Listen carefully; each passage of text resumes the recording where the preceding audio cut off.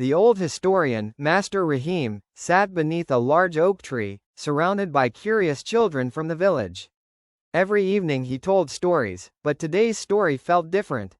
His voice was calm, yet deep, as he began, "Let me tell you the story of humanity, a story shaped by battles, but saved by peace."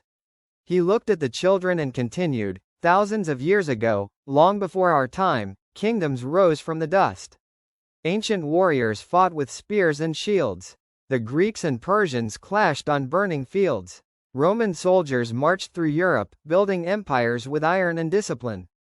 People fought for land, water, food, things we take for granted today. These battles changed everything: who ruled, who lived, and who lost." The children listened closely as Rahim's voice grew more intense. Then came the medieval age. Knights in shining armor rode into wars that lasted decades. Kingdoms fought endlessly, castles were built, walls were raised, but still, battles continued. The Mongols swept across continents like a storm, defeating everything in their path. For many, it felt like war would never end. He paused, letting silence settle for a moment. "But," he said softly, "even when swords clashed and kingdoms fell, there were always people who prayed for peace. Mothers prayed for their children. Villagers prayed for safety. And sometimes, even kings realized that peace brought more strength than war ever could." Rahim took a slow breath and continued, "Then came the age that changed the world forever, the modern era. The First World War erupted like thunder, dragging nations into chaos. Millions of young men, barely older than you, went to fight in muddy trenches. They dreamed of home, but many never returned. The world promised it would be the last great war, but it wasn't."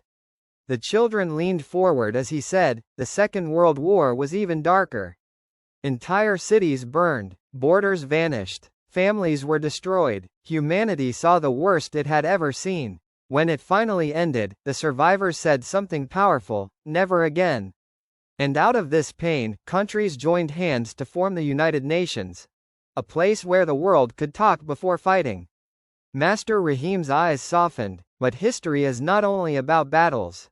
It is also about the brave souls who believed in peace. People like Mahatma Gandhi, who fought with truth instead of weapons. Nelson Mandela, who forgave instead of seeking revenge. Martin Luther King Jr., who stood up with courage, not violence. They proved that peace can be stronger than war." A light breeze passed through the trees as he continued, "Even today, conflicts still happen. Some places struggle with war, fear, and division. But there are also peacekeepers wearing blue helmets, leaders who sit together at long tables, and everyday people who speak for unity instead of hate." Rahim placed his hand on the dusty ground beside him. "My children, battles may shape borders, but peace shapes the future. War shows the darkest part of humanity, but peace reveals the brightest. History reminds us that every time people fought, they eventually sat down to talk. Every time destruction came, rebuilding followed. Every time humanity broke, it learned to rise again." He smiled gently. "And you, yes, you, are the next chapter. The world you choose to create will decide whether history repeats its battles or celebrates peace." As the sun dipped below the horizon, the children felt something shift inside them. They understood the message. Humanity's story was not just about kings, soldiers, and borders. It was about people who dared to hope when everything seemed hopeless. And so, under the fading light, Master Rahim ended the story with words that echoed in every heart. "Battles show what humans can destroy. But peace shows what humans can create."